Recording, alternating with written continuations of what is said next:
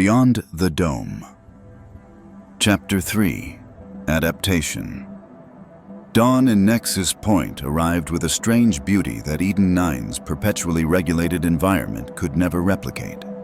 From their transition quarters, Ash watched as the toxic yellow-gray sky transformed briefly to a startling crimson as the sun breached the horizon. The chemical compounds in the atmosphere that made it deadly to unmodified humans also created a spectacle of color, unmatched by anything he'd seen in the dome's simulated environments. "It's almost worth the toxicity," Elias commented, joining him at the window. The young technician had slept little, his mind too active with processing the revelations of the previous day. Preliminary spectral analysis suggests it's primarily the concentrated metal particulates and modified sulfur compounds creating that color effect. Even faced with a complete paradigm shift in their understanding of the world, Elias's scientific mind continued to function, analyzing and cataloging. Ash found it oddly comforting. Some aspects of who they were remained constant despite everything else changing around them. A soft chime indicated someone at their door. Riya, who had been quietly reviewing the limited data they'd managed to preserve from their harvester suits before surrendering most of their Eden 9 technology, moved to answer it. Sarah stood in the doorway, accompanied by a man they hadn't met before, tall, with the distinctive adaptive features they were beginning to recognize, and carrying what appeared to be medical equipment. "Morning assessment," Sarah explained as they entered. "This is Dr. Marcus Kell, our adaptation specialist. He'll be evaluating your physiological baselines and determining what level of adaptation support you'll need while at Nexus Point." Dr. Kell's manner was professional but warm as he set up his equipment. "I understand this is all quite disorienting," he acknowledged. "But from a medical perspective, we need to establish your current tolerance parameters. Dome physiology tends to develop certain vulnerabilities due to generations in highly controlled environments." "Vulnerabilities?" Riya asked, the first hint of defensiveness in her voice since their arrival. "Not deficiencies," Dr. Kell clarified diplomatically. "Just differences. Dome-raised humans typically have underdeveloped detoxification pathways, reduced lung capacity, and immune systems calibrated for Eden 9's specific pathogen profile. None of that is problematic inside the dome, but here, even in our filtered transition facilities, your bodies will face novel challenges." Nash submitted to the examination first, a comprehensive scan using modified pre-collapse medical technology, followed by blood and tissue sampling for more detailed analysis. Throughout, Dr. Kell explained the process and findings with transparent professionalism. "Your harvester field experience gives you some advantages," he noted as he reviewed Ash's results. "Periodic exposure to external conditions, even through protective suits, has stimulated some adaptive responses. Your liver function shows higher detoxification capacity than typical dome residents, and your respiratory system has better particulate handling capability." "Will we need to undergo genetic modification?" Elias asked directly, watching as the doctor began his examination. "Like the adaptation process Dr. Reeves developed?" Dr. Kell exchanged a glance with Sarah before answering carefully. "That would depend on your long-term plans. Short-term residence in Nexus Point is possible with pharmaceutical support and controlled exposure protocols. True wasteland adaptation would eventually require genetic modification, yes, though our current methods are far more refined than the original procedures Dr. Reeves developed." The implication hung in the air. Their future path would require not just ideological choices about loyalty and truth, but physical decisions about their very biology. It added another layer of complexity to their already overwhelming situation. After completing all 3 examinations, Dr. Kell's assessment was cautiously optimistic. "You're all healthier than average dome residents, likely due to your harvester conditioning. I'm prescribing an adaptation support regimen, daily supplements to boost your detoxification pathways, and respiratory support for gradually increased exposure to filtered external air. With this support, you should be able to move about most areas of Nexus Point with minimal restrictions within a week." As the doctor packed his equipment, Sarah addressed their unasked questions. "Commander Vega has scheduled your orientation to begin today.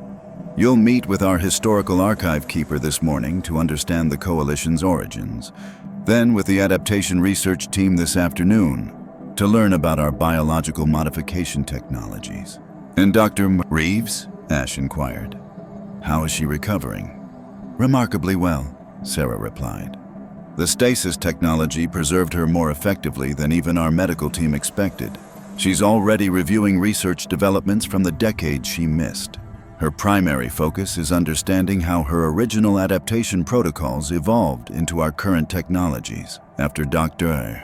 Kell left, they took the prescribed supplements, capsules containing compounds that tasted bitter even through their specialized delivery system. Support for your liver and kidney function, Sarah explained. Your bodies will need help processing toxins until we determine your long-term adaptation strategy. The word until, rather than if, wasn't lost on Ash. The Coalition clearly expected, or at least hoped, that they would choose to remain rather than return to Eden 9. Given what they'd learned so far, he couldn't dismiss the possibility, though the idea of permanently leaving behind the only society they'd ever known remained profoundly unsettling. Sarah led them from their quarters through a section of Nexus Point designated for those with limited environmental adaptation. Even here, the differences from Eden 9 were striking, where the dome emphasized sterile perfection and technological homogeneity. Nexus Point embraced a functional aesthetic that incorporated salvaged pre-collapse materials alongside innovative Coalition designs. Efficiency took precedence over appearance, yet the result possessed a rugged beauty entirely its own. Most notable were the people, diverse in appearance beyond anything permitted in Eden 9's genetically managed population, and showing varying degrees of adaptive modification. Some displayed only subtle signs of adaptation, the slight textural changes to skin, the protective membranes over eyes, while others exhibited more pronounced modifications. Children played in specially designed areas with filtered air systems, their laughter a sound rarely heard in Eden 9's tightly regulated child development facilities. Your society seems less structured than Eden 9, Elias observed as they walked, more individually varied. Necessity drove that, Sarah explained. Early adaptation efforts produced varied results. Some modifications took more completely than others, creating a spectrum of adaptation levels rather than a uniform outcome. We embraced that diversity rather than trying to standardize it. They arrived at a building partially embedded in the canyon wall, a structure that combined natural rock formations with constructed elements. Inside, the space opened into an impressive archive facility, with both digital storage systems and, surprisingly, physical records, actual paper documents and books preserved from before the collapse. An elderly man greeted them at the entrance, his adaptive features more pronounced than most they'd seen, suggesting he represented an earlier generation of modification. "Welcome to our historical repository," he said warmly. "I'm Archivist Jonas Chen. Commander Vega asked me to provide you with some context for what you're experiencing." He led them to a conference area where display screens were already prepared with historical records. "I understand you are harvesters from Eden 9, he continued, "which means your understanding of post-collapse history follows their authorized narrative. Let me offer a more complete perspective." The archivist activated the main display, showing footage that Ash immediately recognized from Eden 9's historical archives. The environmental catastrophe sequence that had led to the collapse, massive storms, toxic atmospheric changes, ecological system failures cascading across the planet. "This part is accurate in both our histories," Jonas explained. "The collapse itself happened essentially as your dome records describe. Multiple environmental tipping points succeeded simultaneously, triggering catastrophic planetary changes. What differs in our historical understanding is what came after." He shifted the display to show early dome construction. Again, footage that matched Eden 9's historical record. The domes were humanity's emergency response, designed as temporary shelters, while scientists worked on two parallel tracks: environmental restoration and human adaptation.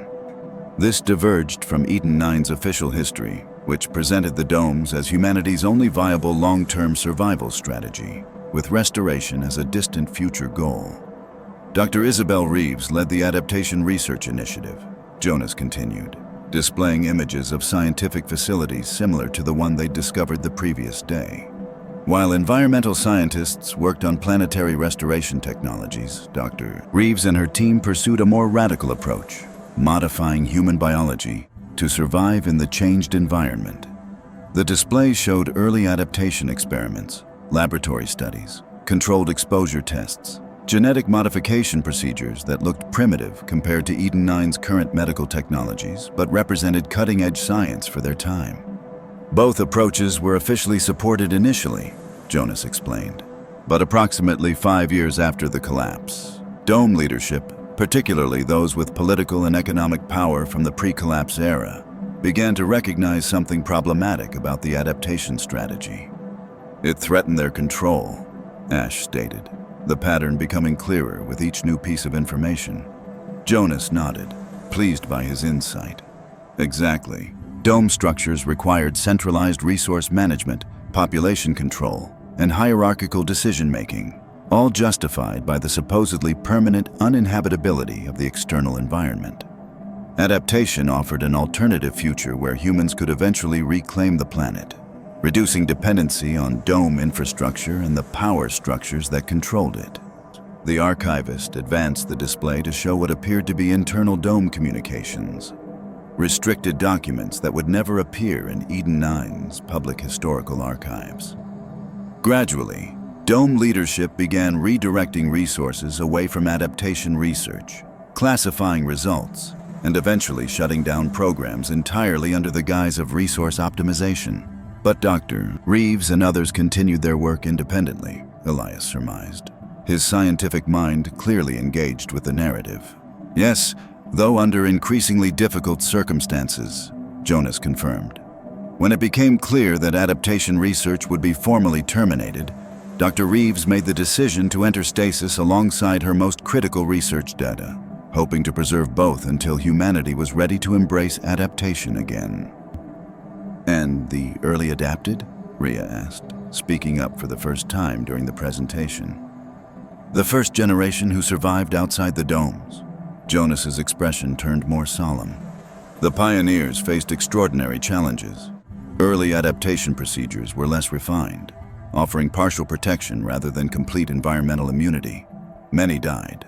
Those who survived clustered in locations where geographic features provided some natural shielding from the worst environmental conditions. He switched the display to show crude settlements established in cave systems, canyon formations, and other naturally protected areas, the precursors to Nexus Point and other coalition communities.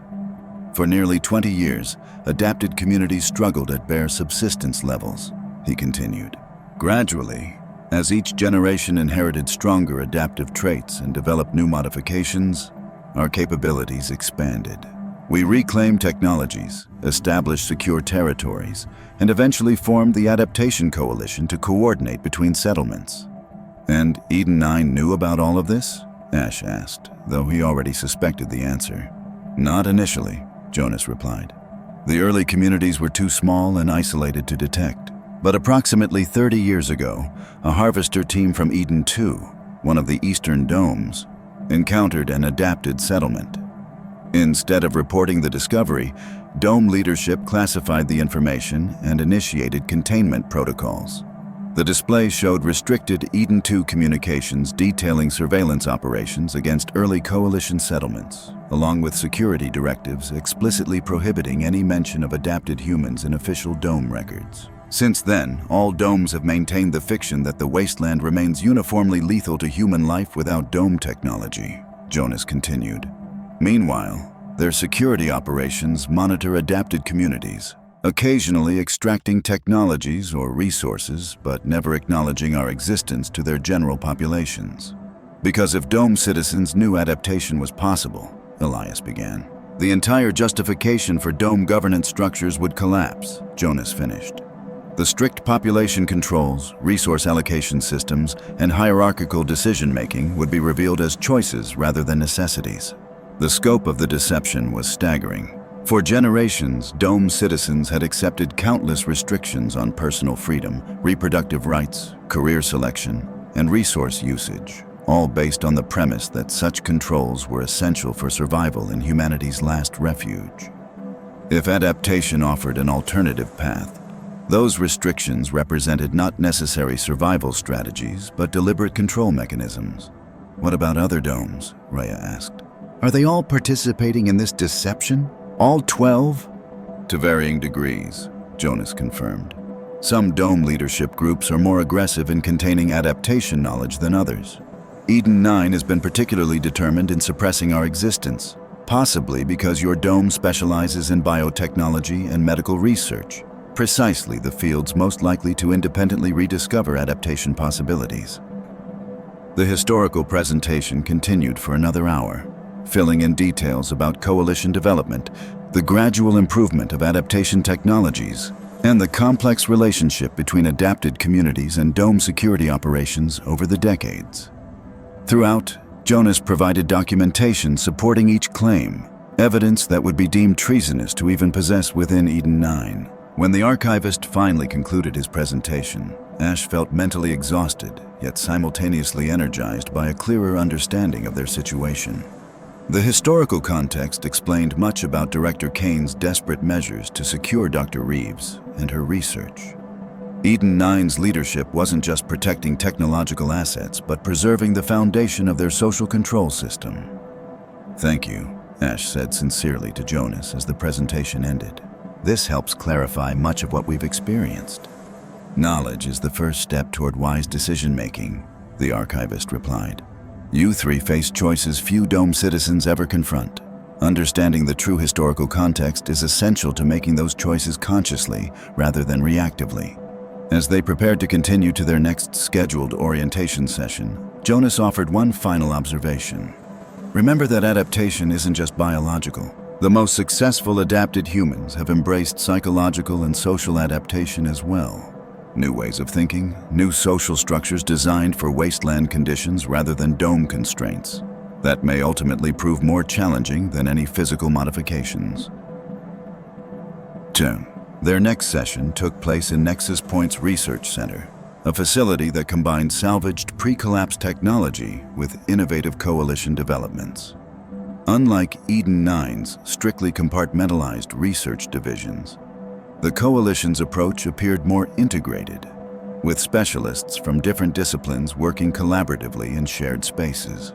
Dr. Lynn Park, the coalition's current chief adaptation researcher, met them at the entrance.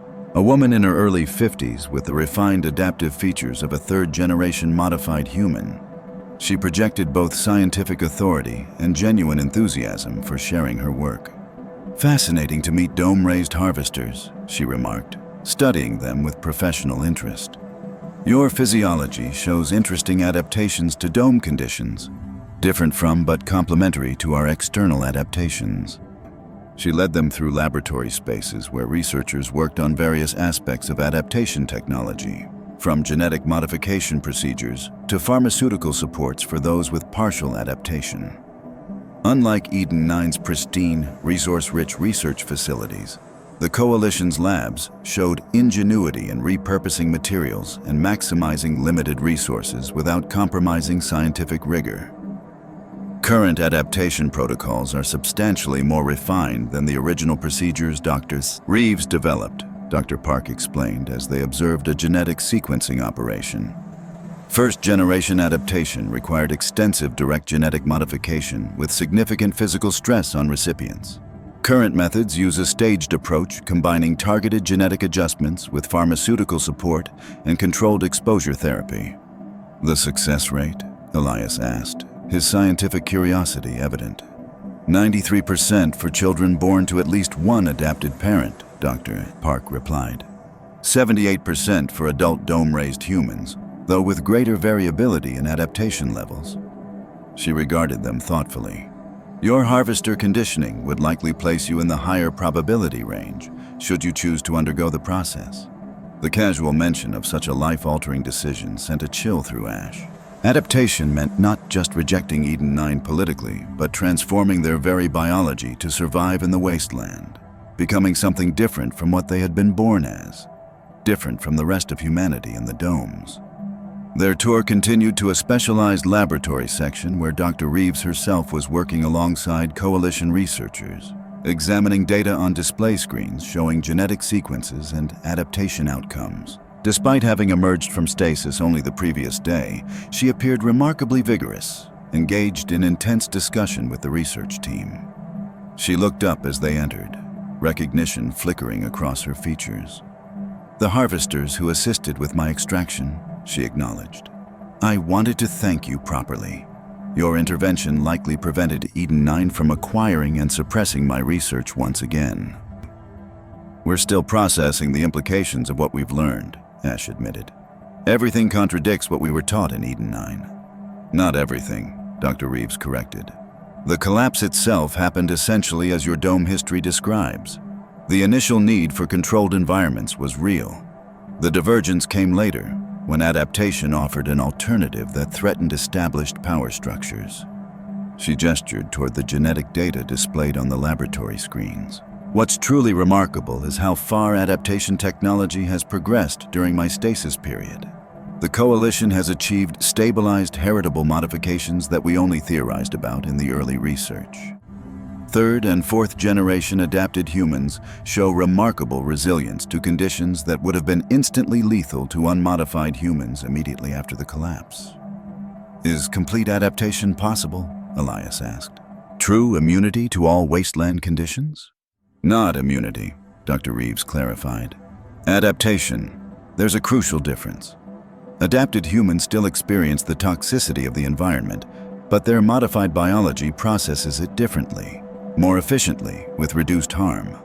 Some external protection remains necessary during extreme conditions like major toxic storms, but day-to-day functioning in the wasteland is now possible for fully adapted individuals." She regarded them with scientific interest. "You three represent a valuable research opportunity, in fact. Few dome-raised adults with harvester conditioning have been available for adaptation assessment. Your physiological responses could provide important data for refining adult adaptation protocols." The comment, though clearly meant without manipulation, highlighted their unusual position, caught between worlds, valuable to both the Coalition and Eden-9 for different reasons. To the Coalition, they represented research opportunities and intelligence sources. To Eden-9, they were security risks with classified knowledge. Dr. Park seemed to sense Ash's discomfort with being viewed as potential research subjects. "Participation in any adaptation protocols would be entirely voluntary," she assured them. "The Coalition doesn't force biological modification on anyone, regardless of the scientific value. Unlike the domes, we believe in genuine informed consent." The subtle criticism of dome practices wasn't lost on Ash. While not directly stated, the implication was clear. Eden-9's policies on everything from resource allocation to reproduction to career assignment involved limited or manipulated consent, justified by survival necessity. Their tour continued through additional research areas, each demonstrating different aspects of the Coalition's adaptation technologies. Throughout, Dr. Park and her colleagues answered questions with transparent honesty, acknowledging limitations and failures alongside successes. It contrasted sharply with Eden-9's carefully managed information control, where research outcomes were filtered through multiple approval layers before reaching even specialized personnel. By mid-afternoon, they reached the final area of their orientation tour, a monitoring center where Coalition security personnel tracked dome activity throughout the region. Multiple display screens showed surveillance feeds of Eden-9 outposts, harvester expeditions, and security drone patterns. Ash recognized some of the locations from his own harvesting missions, now seen from the perspective of those being monitored rather than those doing the monitoring. Commander Vega awaited them here, studying a tactical display showing what appeared to be Eden-9 security forces still searching the region around the research facility where they had found Dr. Reeves. "Director Kane remains determined," she observed as they entered. "He's committed significant resources to the search operation, far beyond standard protocol for lost harvesters. Your defection has clearly triggered high-level concern." "Not surprising," Ash replied, studying the tactical display with professional interest. We possess classified information about both Eden 9's deception regarding adaptation possibilities and the Coalition's existence. From a security perspective, we represent a critical containment failure. Precisely, Vega confirmed. Which is why I wanted you to understand our security situation before making any decisions about your future. Eden 9 won't simply accept your loss. They'll pursue you, not just for the immediate security risk you represent, but as a deterrent against future defections.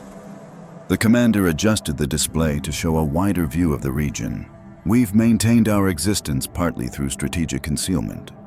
Coalition communities are located in areas with natural shielding from surveillance, and our activities are carefully managed to avoid detection patterns. But we're not militarily equivalent to Dome security forces, especially if they commit significant resources to conflict. You're saying we've made you a target, Riya concluded, her communications specialist's mind quickly grasping the strategic implications. You've accelerated a confrontation that was likely inevitable, Vega corrected. As adaptation technology improves and our population grows, complete concealment becomes increasingly difficult. Eventually, the truth about adaptation possibilities would reach Dome populations through some channel. Director Kane and others have merely been postponing that reckoning. She turned to face them directly. Which brings us to the choices before you. You've now seen our community, understood our history, and learned about adaptation technology. You have three basic options as I see them. She held up one finger. First, you could attempt to return to Eden 9, though I must warn you that you would likely face severe consequences given what you now know. Dome containment protocols for citizens exposed to adaptation knowledge typically involve memory suppression treatments and permanent reassignment to controlled environments. A second finger joined the first. Second, you could remain with the Coalition permanently, eventually undergoing adaptation procedures to fully integrate into our community. Your technical knowledge and harvester training would be valuable assets to our operations. Finally, a third finger. Or third, you could choose a middle path, remaining with us temporarily while helping us prepare for the inevitable wider revelation of adaptation possibilities to Dome populations. Your understanding of Eden 9's social structures and communication systems could help us develop strategies for sharing the truth while minimizing conflict. The options laid out so explicitly highlighted the irreversible nature of their situation. There was no returning to their former lives, no way to unlearn what they now knew. Every path forward involved fundamental choices about identity, loyalty, and their vision for humanity's future. How long do we have to decide? Ash asked, aware that his team would need time to process everything they'd learned before making such life-altering choices. You have 3 days of orientation remaining, Vega replied. After that, we'll need to know your intentions, at least in broad terms. Security considerations require clarity about where you stand. It was reasonable from the Coalition's perspective. They couldn't indefinitely host potentially unreliable Dome citizens with access to their community and knowledge of their operations. Yet the compressed timeline for such monumental decisions felt overwhelming. In the meantime, Vega continued, you'll be introduced to different aspects of Coalition life.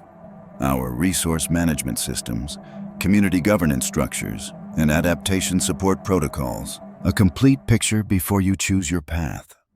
As they left the security center to return to their transition quarters for the evening, Ash found himself studying the Coalition settlement with new eyes. Nexus Point wasn't perfect. Resource limitations were evident everywhere. Adaptation challenges created complications unknown in the domes, and the constant threat of Dome security operations imposed strategic constraints. Yet people here moved with a purpose and independence he rarely observed in Eden 9's carefully regulated society. Children played in adapted recreation areas, with a freedom unimaginable in the Dome's structured development programs. Residents engaged in direct community decision-making through methods visible even to newcomers. Resources were managed collectively, but with individual agency in their application. It was messy, imperfect, and vital in a way Eden 9's orderly efficiency had never been. They're not just surviving, Elias observed quietly as they walked. They're living. There's a difference. It articulated something Ash had sensed but not fully formulated. Eden 9 had optimized survival at the cost of essential aspects of human experience: autonomy, diversity, direct connection with reality, however harsh it might be. The Coalition had chosen a more difficult path that preserved these elements despite the challenges of wasteland adaptation. Back in their transition quarters, the three former harvesters found themselves facing the choices Commander Vega had outlined, each processing the day's revelations in their own way. "I can't go back," Elias stated first, breaking their contemplative silence. "Not just because of what Eden 9 would do to me, but because I can't participate in the suppression of knowledge this significant. As a scientist, it violates everything I believe in." Riya's response was more measured. "I keep thinking about the children in Eden 9, she said quietly. "Growing up with artificial limitations, never knowing the possibilities that exist. Is that protection or prison?" Ash moved to the window, watching as Nexus Point's lighting adjusted for evening operations. Efficient without the perpetual illumination Eden 9 maintained regardless of natural cycles. "We need to understand more before deciding," he said finally. "Particularly about how the truth of adaptation possibilities could be shared with dome populations without triggering catastrophic social breakdown. Because that was the legitimately complicated ethical question beneath the power dynamics. Even if dome leadership had maintained control through deception, an uncontrolled revelation about adaptation possibilities might trigger chaos within the carefully balanced dome environments. Rapid population exodus, resource hoarding, or breakdown of essential maintenance systems could endanger everyone inside. Commander Vega mentioned a middle path, Riya noted, using our knowledge of Eden 9's systems to help plan for eventual revelation rather than immediate confrontation. It offered a potential compromise, neither returning to participate in continued deception nor simply abandoning dome populations to eventual chaotic discovery of the truth. Instead, helping develop a transition strategy that might minimize harm while maximizing future possibilities for all humans, both dome-raised and wasteland-adapted. Their discussion continued late into the evening, each sharing perspectives and processing the paradigm shifts they'd experienced. No firm decisions emerged, but the contours of their thinking began to clarify. None could contemplate returning to participate in Eden 9's deception, yet all felt responsibility toward the dome populations living under that deception through no fault of their own. The following morning brought a different type of orientation, exposure to the daily functioning of Nexus Point through participation in community activities. Sarah arrived to guide them, this time dressed in lighter environmental protection suitable for someone with advanced adaptation.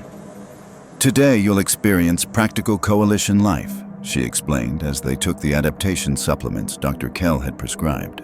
"Understanding our approach to resources, governance, and community maintenance." Their first stop was Nexus Point's agricultural section, a surprising facility that combined natural growing areas with controlled environment chambers.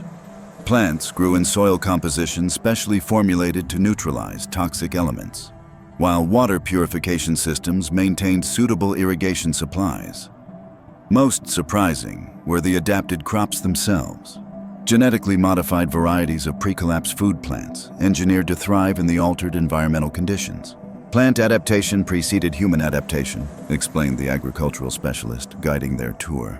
A middle-aged woman named Lynn, whose family had managed Coalition food production for 3 generations. Dr. Reeves and her colleagues modified crop genetics first, establishing the principles later applied to human adaptation. The ingenuity impressed even Elias, whose scientific background gave him the best framework for understanding the achievements represented. "The genetic modifications are remarkable," he observed, examining a thriving grain crop growing in what Eden 9 would have classified as lethal soil conditions. "These plants aren't just surviving toxic conditions, they're actively processing and neutralizing contaminants." "Precisely," Lynn confirmed. "Adaptation isn't about ignoring environmental reality, but engaging with it differently. These crops extract heavy metals and convert toxic compounds into less harmful forms, just as adapted humans do internally." The agricultural center provided approximately 60% of Nexus Point's food requirements, a level of self-sufficiency unimaginable to Dome residents accustomed to complete dependency on internal production systems. The remainder came from hunting adapted wildlife, harvesting naturally evolved wasteland plants, and trade with other coalition settlements specializing in different crops suited to their regional conditions. From agriculture, they moved to resource recovery operations, the coalition's version of harvesting. Teams sorted and processed materials salvaged from pre-collapse ruins, reclaiming valuable components for reuse in coalition technology. Unlike Eden 9's highly specialized harvester teams, coalition recovery operations involved broader community participation, with members contributing based on ability and receiving resources based on contribution and need. Our governance structure differs fundamentally from Dome hierarchies, Sarah explained as they observed a community planning session later that day. Representatives from different settlement sections discussed resource allocation priorities through a structured but remarkably open decision process. No appointed directors? Riya asked, noting the contrast with Eden 9's governance model where leadership positions were assigned based on psychometric evaluation and performance metrics controlled by existing leaders. Leadership roles are elected and rotating, Sarah confirmed. Command positions like Vega's require specific expertise and experience, but they remain accountable to community decision processes. No one directs the coalition permanently or without oversight. The community's approach to children particularly struck Ash. Unlike Eden 9's carefully controlled development program where children were raised in specialized facilities with minimal parental involvement, coalition children remained with family units while participating in community education systems. Adaptation challenges created complications. Children born to parents with different adaptation levels sometimes required specialized support. But the emphasis on familial and community bonds contrasted sharply with Eden 9's efficiency-focused approach. By late afternoon, they had witnessed most aspects of daily coalition operations, from technical maintenance to security protocols to medical services. Throughout, the contrast with Dome systems remained striking. Where Eden 9 emphasized centralized control, standardization, and hierarchical decision-making, the coalition prioritized distributed responsibility, diversity of approach, and collaborative governance. Neither system was perfect. The coalition struggled with resource limitations Eden 9 had largely overcome through centralized efficiency. Adaptation variations created medical challenges unknown in the Dome's genetically managed population. Security concerns imposed constraints unnecessary in Eden 9's fully controlled environment. Yet watching coalition members move through their community with evident purpose and agency, Ash found himself questioning whether Eden 9's perfect efficiency was worth the cost in human autonomy and connection.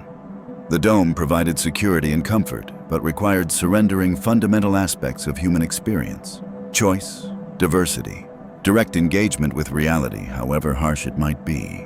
Their day concluded with an unexpected invitation.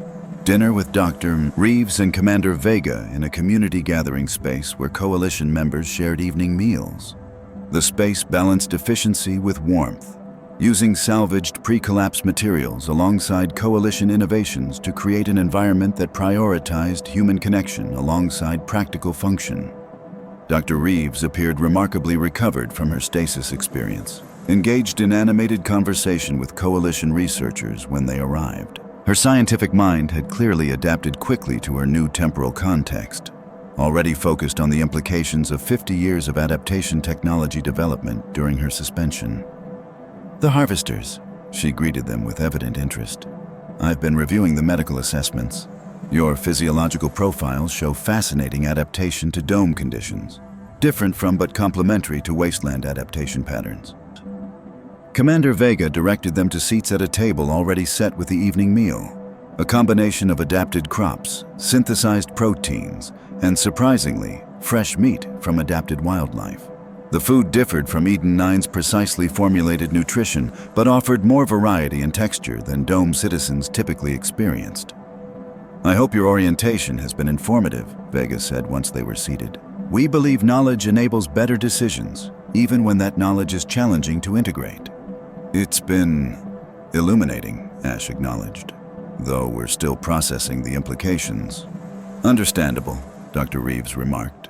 I experienced something similar when I realized Dome leadership was terminating adaptation research for political rather than scientific reasons. Recognizing that trusted institutions have prioritized control over truth is deeply disorienting. Vega studied them thoughtfully. You three occupy a unique position between worlds. Your harvester training gives you understanding of wasteland conditions most Dome citizens lack, while your Dome upbringing provides insight into Eden 9's systems few Coalition members possess. You're suggesting we could serve as bridges, Elias concluded, between the adapted and Dome populations. Eventually, Vega confirmed. Though the question remains how and when the truth about adaptation should reach Dome citizens. Uncontrolled revelation could trigger dangerous instability within the Domes, potentially endangering thousands. This acknowledged the legitimate complexity beneath the power dynamics. Even if Dome leadership maintained control through deception, that established order now supported entire populations dependent on its stability. Disruption without careful management could harm the very people whose freedom might ultimately be expanded through knowledge of adaptation possibilities. What's your goal regarding the Domes? Ash asked directly.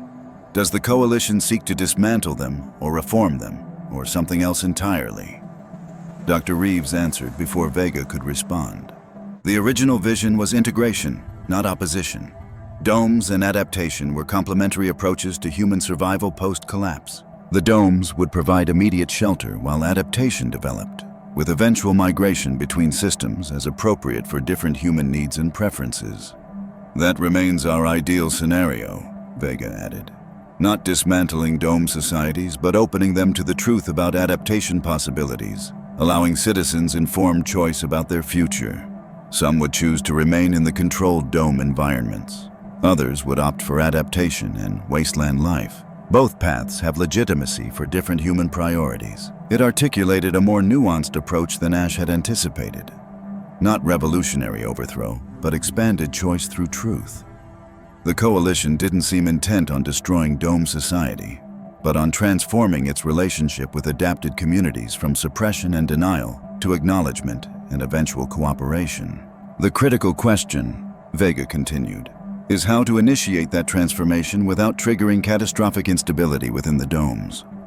Their social structures are built around the presumed necessity of central control justified by external lethality. Removing that justification without careful preparation could lead to breakdown of essential systems. You need people who understand Dome psychology and systems, Riya observed. People who can help develop communication strategies that introduce adaptation possibilities without triggering panic or collapse. Precisely, Vega confirmed, which is partly why your unexpected arrival represents such a significant opportunity. Your first-hand experience of both worlds gives you unique perspective on how this transition might be managed. The conversation continued through dinner, exploring the complex challenges of eventually revealing adaptation truth to Dome populations. Dr. Reeves provided historical context from the early post-collapse period, while Vega outlined the Coalition's current understanding of Dome social dynamics based on limited intelligence sources. Throughout, Ash noted they were being neither pressured nor manipulated toward specific conclusions.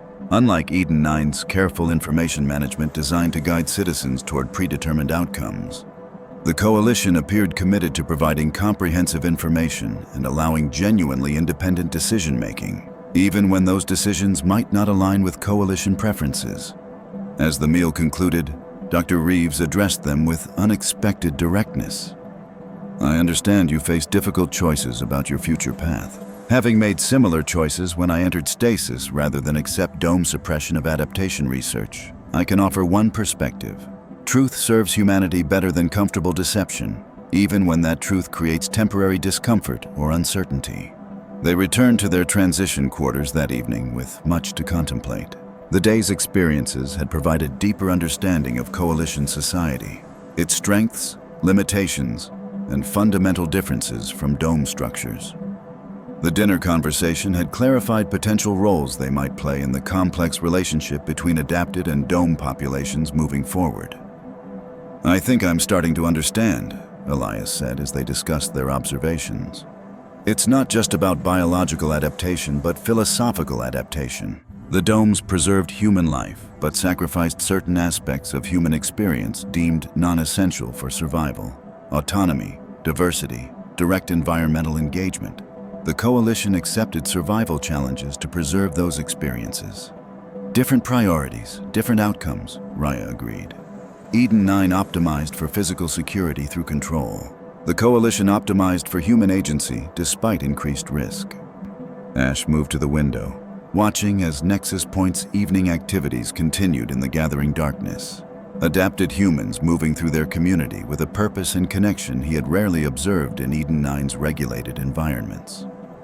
The question isn't just which system is objectively better, he said finally.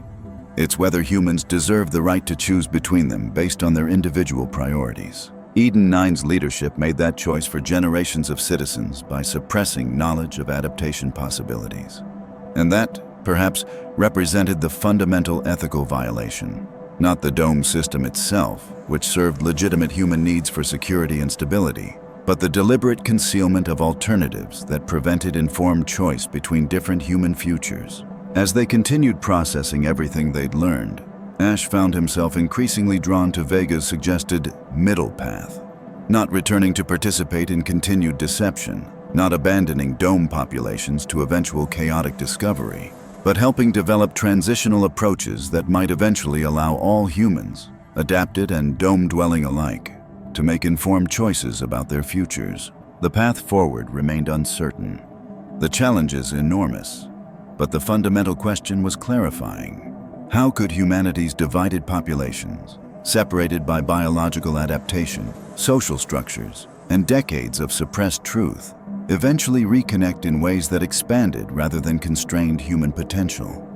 The answer would require not just biological adaptation to environmental realities, but social and psychological adaptation to new possibilities for human cooperation across profound differences. Perhaps the most challenging adaptation of all. If you've been enjoying Beyond the Dome, don't forget to like and subscribe for updates on the next chapter. What choice do you think Ash and his team will make? Can the truth about adaptation ever safely reach dome populations? Share your thoughts in the comments below.